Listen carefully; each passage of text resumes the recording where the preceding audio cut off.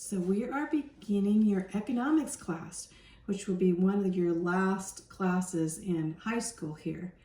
And everybody has to take economics because it applies to everyone. So we're going to talk about economics in Christian perspective, and this is by Russell Kirk. So let's go from here. Okay, and this is one of your back books. Contents there. Everybody's economics. So why do we bother with economics? Well, we see here, why bother with economics? Let me go up a little bit here so you can see some of the things they say. Why bother? Because the way man uses wealth is very important, because God has given us stewardship with the things of this earth. So our economics can reflect what we do for God too. So economics, what is the definition of economics? And it's written right there. Economics is the study of choices that individuals and societies make in the production number one, distribution number two, and consumption of goods. So whenever you say economics, you think of those three things: production, distribution, and consumption of goods. Human life must be maintained by some form of economics, so we all have to know about economics. Well, let's look. Why?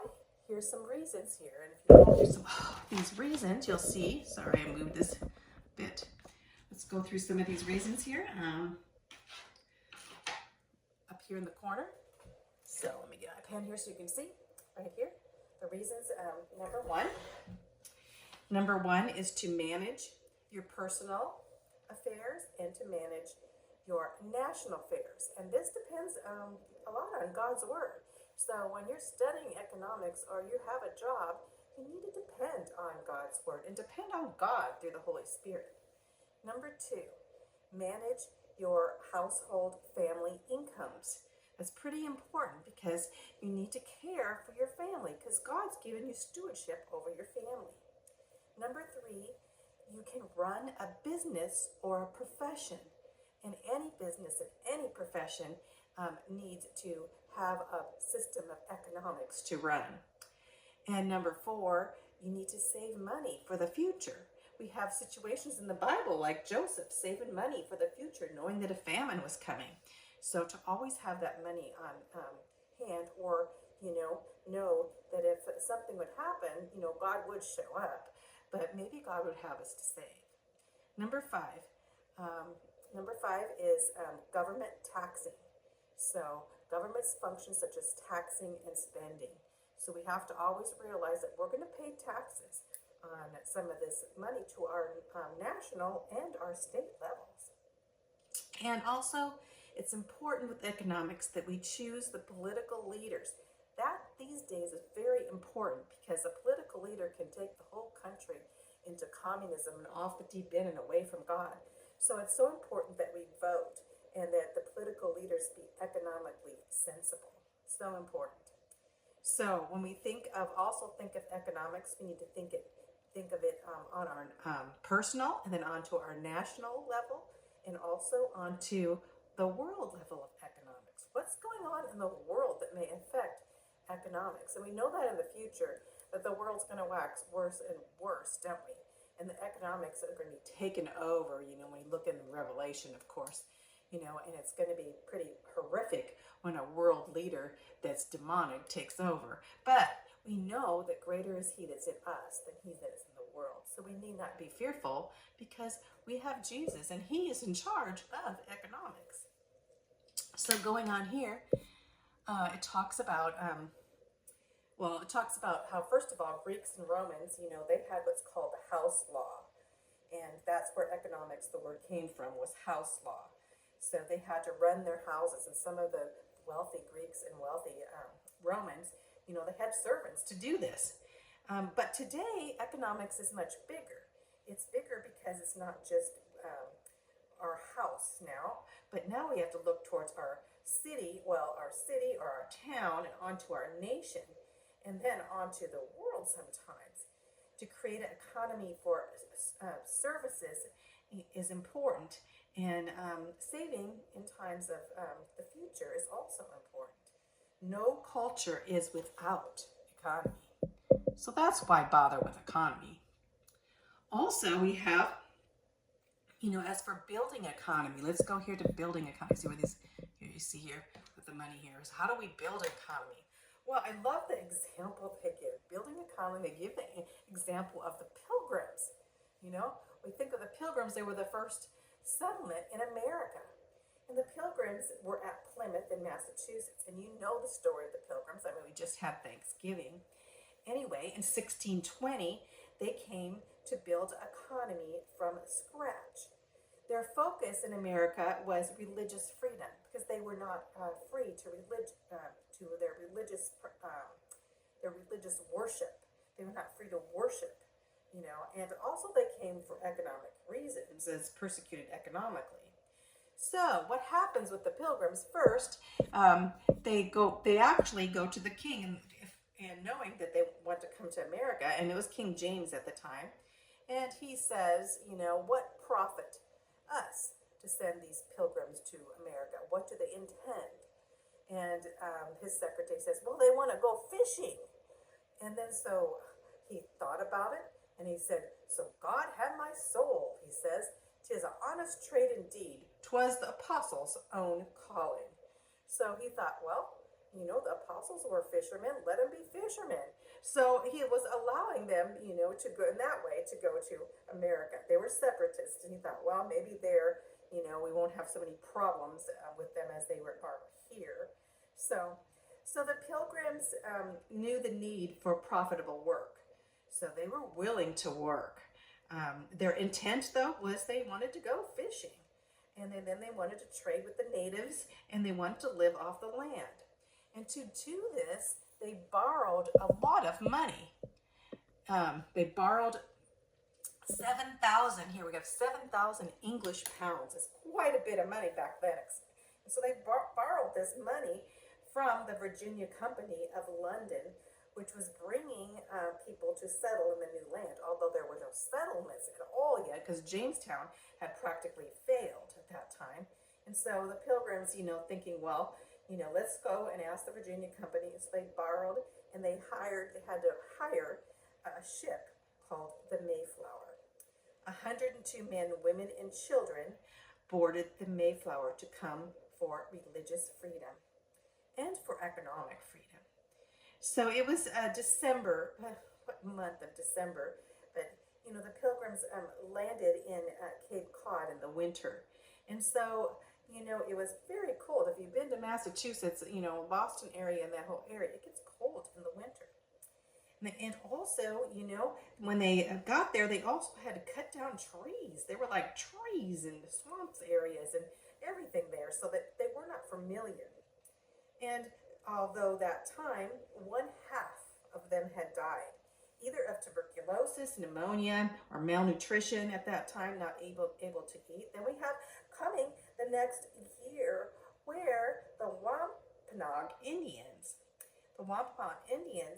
became friends with them and taught them how to plant corn and how to fish, because they didn't really know how to fish in America.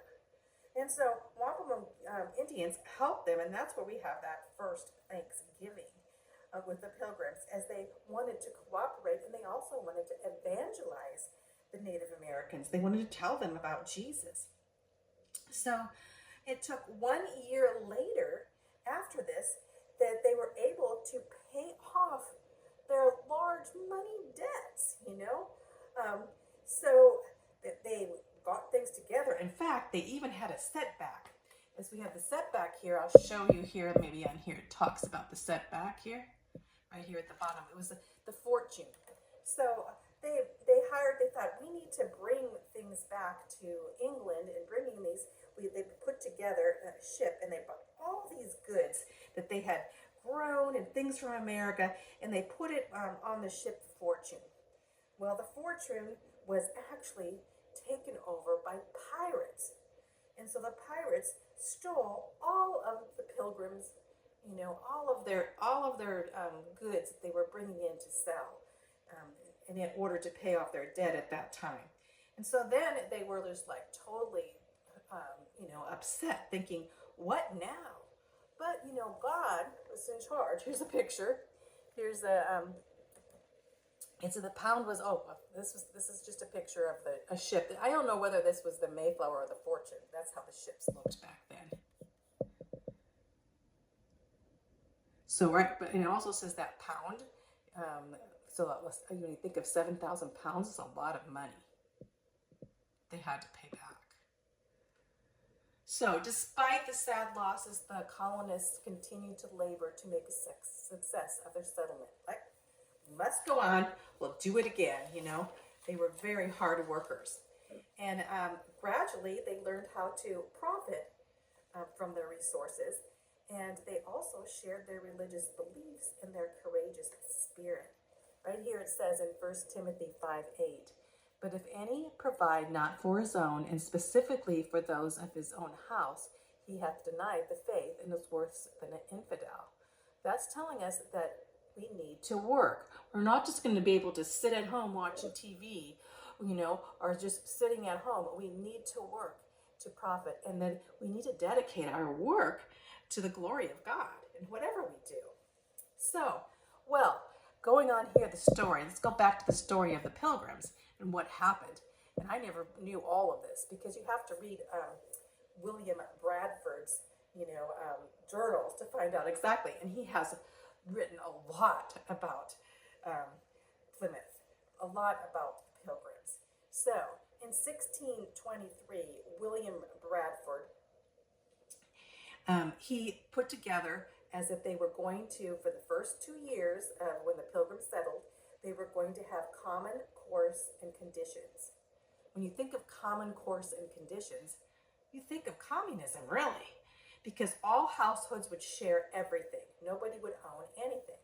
And for the first 2 years, William Bradford said, this bred much confusion and discomfort, and it really retarded employment and everything else.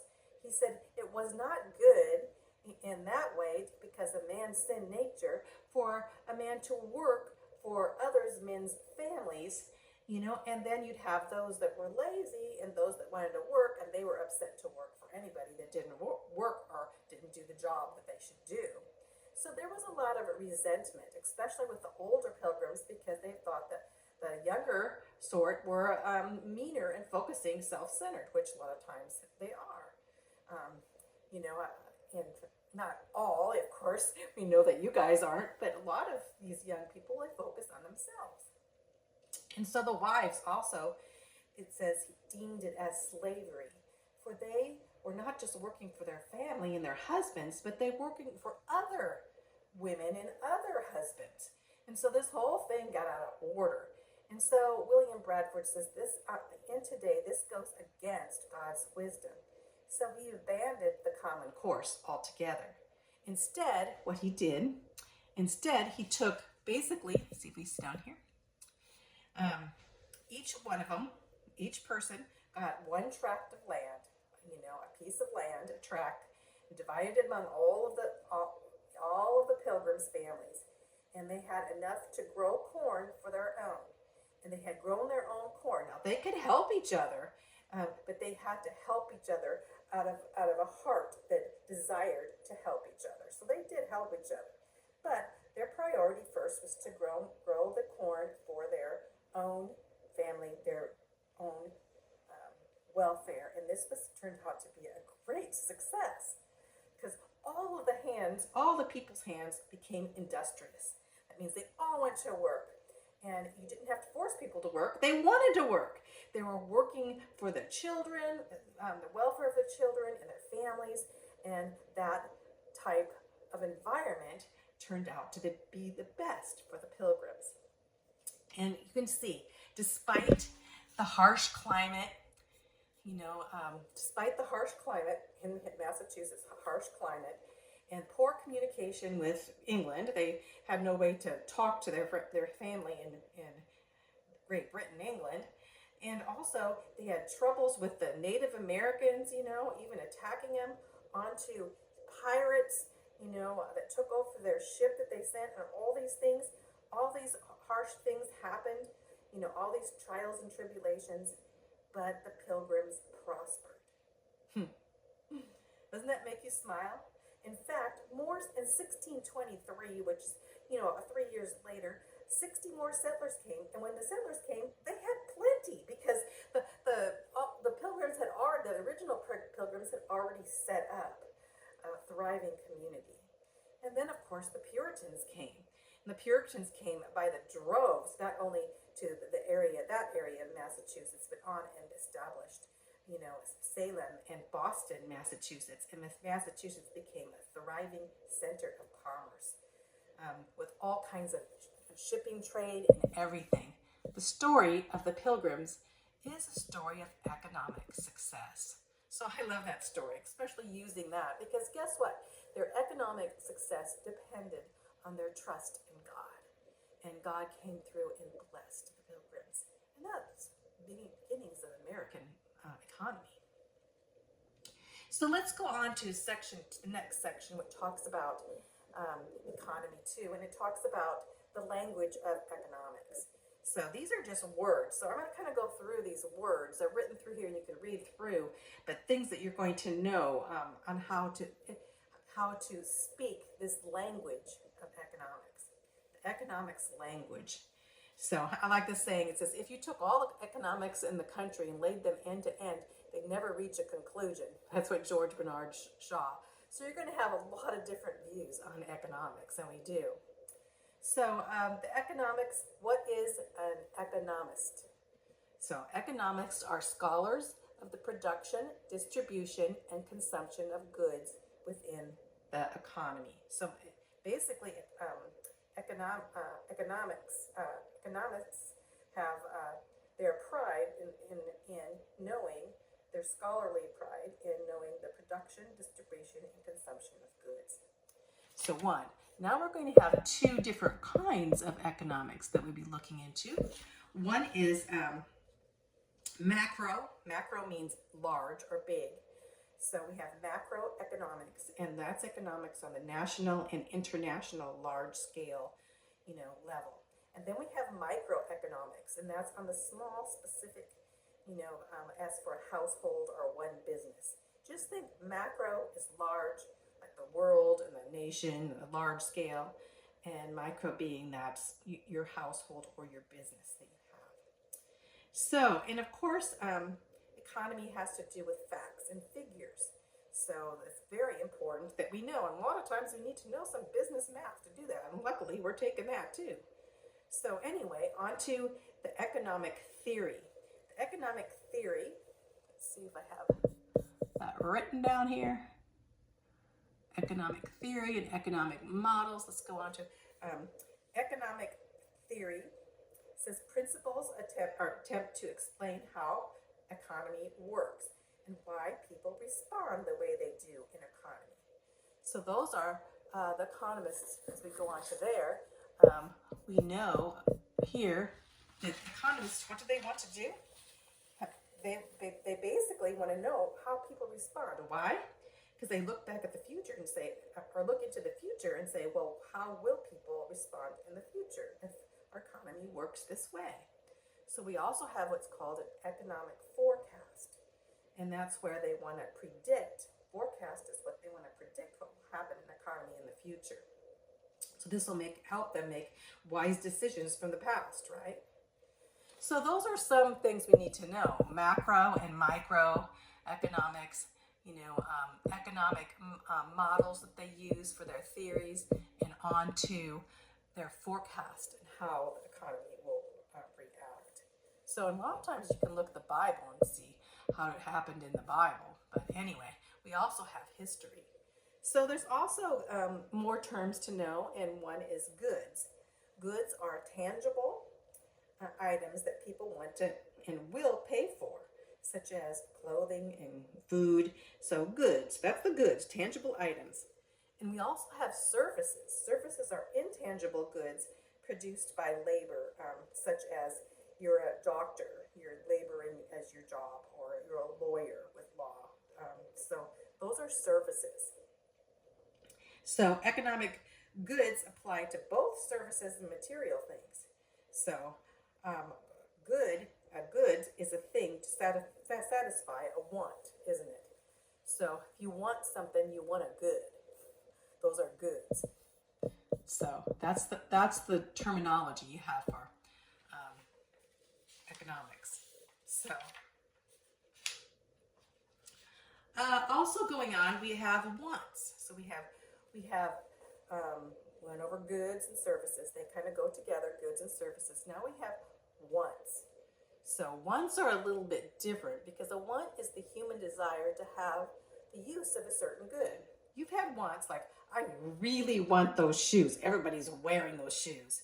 Or I really want that Corvette because everyone's driving that Corvette as you get older. You have wants, right? Well, the economics view is pretty one-sided because it explains ways in which people act, but it doesn't explain the motives of their heart. So a lot of times in economy, you can say, oh, they just want that, or do they want that, but is that what God wants them to have? So we have to always realize that economy is a science, but economy does not have the answers. Only God has the answers. So economist's view must be taken to that point in bringing God into the picture. So, but let's go on to the wants. We went over the wants. You know what a want is. I'm sure you want some things. We're going to talk about a market now. What's a market? Well, a market is a mechanism that allows people to exchange goods, including money, so buyers and sellers can get what they want or what they seek. So a market is that market which allows people to come into the market and they can exchange goods. Well, I have this and you have that. Well, I want what you have and you want what I have. Let's just exchange. That's a market. Now we have mass markets. And what a mass market is just very large number of people exchanging things. So very large quantities of products are sold. And in doing a mass market, of course, you're going to need some kind of money system, right? So let's go on to supply. What's a supply? It's the quantity of goods for sale at a certain price under certain conditions. So it's the amount of good that is produced. And then there's demand. So when you think of supply, you always have to think of supply and demand. So let's think of what demand. Demand is the amount of a good that is bought at a certain price under certain conditions. So what is supply and demand? Supply is the quantity of goods you have for sale. How many goods are you selling under these conditions? It's the amount of goods that you've produced. So supply.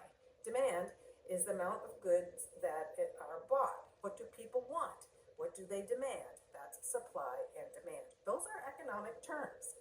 So you can go over. So with that whole area, that whole part of the chapter, just about terms and the economics language, not that hard. So this next part goes into everything has to be worked for. So when you think of everything having to be worked for, the economics assumes that great many people desire more goods and service than they already possess. So what motivates people to work, save, and invent and trade is important.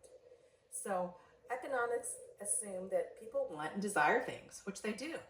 And they desire services, which they do. And if they already possess some, they usually want more, right? The motivation of people then is they need to go to work, right? They need to save money. Maybe they need to invent something to make things easier in their work. Or maybe they need to trade with others. So those are important economics terms. This here in highlighted says, the first thing to understand about economics is that all goods have to be worked for. All goods have to be worked for. So you can't say, well, I'm not going to work. I don't like to do manual labor. I don't want to work. Well, all goods have to be worked for, and that's pretty biblical. And this is why the Pilgrims succeeded and others did not, because they were very hard workers. And their own households, they were working for their own households first as priority, and then from there brought in, helping their community, so their general community. But it focused first on the individual's heart, didn't it? Especially with the Pilgrims. Now, socialists and communists, you think of Karl Marx. Well, his theory was that materialism is a bad, and basically saying that every bad thing comes from wanting material things. Well, in this effort, what is a material thing would not be bad unless you were um, taking and coveting that material thing or making an idol of it, right? But Karl Marx didn't believe in the Bible and he didn't believe in God. He just wanted to take everything away from everyone, but the very, very elite, of course, including him, and take the things from the wealthy and give to the poor and make everyone would end up the same, which would be poor. That was the idea. A different time period, different idea, especially because it's not based on the Bible or Christianity in any way. Karl Marx, they say he was basically Karl Marx was a socialistic, Darwin, Darwin's theory he brought into economics and socialism, so the theory of evolution, he believed that the world need to evolve into this, and really it's kind of this antichrist beginning, but we won't get into that. Well, let's go on to some other things it talks about here. It says that most people, here we go, right here's a picture there of somebody getting ice cream going, right? Kind of cool. Most people are producers. That means persons who work to provide goods. Okay, she's working. She's dipping their ice cream cones for kids, right? So, and then other people are consumers. And those are the people who use the goods. So now you know what a producer and a consumer is. So that's pretty self-explanatory. You can picture right there. So everything valuable has to be paid for. We know that. Economics is the study of that material sale of life in which everything has to be worked for and paid for. The saying goes, there ain't no such thing as a free lunch. There ain't no such thing as a free lunch. No goods are really free, for someone had to produce them, didn't they? So everything has to be worked for. Here's a poem here, and you can read that on your own. And it talks about everything. And here we have no goods, going on to the next section here. Goods, wants, and needs. So I have good wants and needs. Let me go ahead. I think I'm going to stop there, and we'll finish this chapter up the next session. And hey, we'll be done with chapter 1.